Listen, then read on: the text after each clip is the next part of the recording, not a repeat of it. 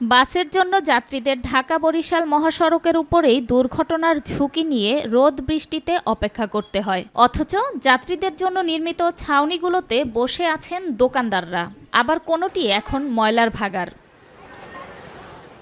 মাদারীপুরের রাজৈর উপজেলার সাধুর ব্রিজ বাসস্ট্যান্ডে জেলা পরিষদ থেকে একটি যাত্রী ছাউনি নির্মাণ করা হয়। বছর না ঘুরতেই সেটি দখল নেয় অসাধুরা। সেখানে গড়ে উঠেছে ভ্রাম্যমাণ সেলুন, ওষুধের ফার্মেসির মতো একাধিক দোকান। এটা হচ্ছে যাত্রী ছাউনি, এখান থেকে পানি পড়ে তলাতে উপরে প্লাস্টার খুলে পরে লোক বসতে পারে না। ছাউনিগুলো খুব ভালো না, যাত্রী আইয়া হেরে বসতে পারে না, বাইরে দাঁড়াই থেকে, ঠিক আছে, এইটা কেউ চোখে পড়ে না।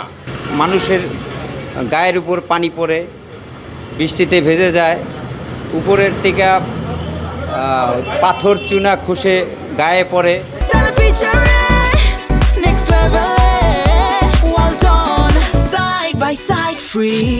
একই অবস্থা সদর উপজেলার কলাবাড়ি সহ জেলার সবগুলো যাত্রী ছাউনির। ময়লা আবর্জনায় ছড়াচ্ছে দুর্গন্ধ। আবার কোনো কোনো ছাউনি রক্ষণাবেক্ষণের অভাবে ধরেছে ফাটল, ফলে ব্যবহারের অনুপযোগী হয়ে পড়েছে। কলাবাড়ি বাস স্ট্যান্ড, এটা হলো যাত্রী ছাউনি। অনেক সময় দেখা যায় লোকজন বৃষ্টি হলে এখানে দাঁড়ায়, কিন্তু ওই যাত্রী ছাউনির ভিতর থেকে ছাদ ফেটে পানি পড়তেছে, লোকজন বসতে পারে না।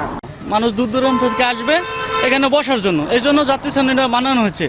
কিন্তু এখানে যে অবস্থা, তো মানুষ বসা তো দূরের কথা, মানুষ দাঁড়াইতেই পারতেছে না। বসার জন্য কোনো ব্যবস্থা বুঝতে নাই, তো বাসের জন্য দাঁড়িয়ে থাকা লাগে।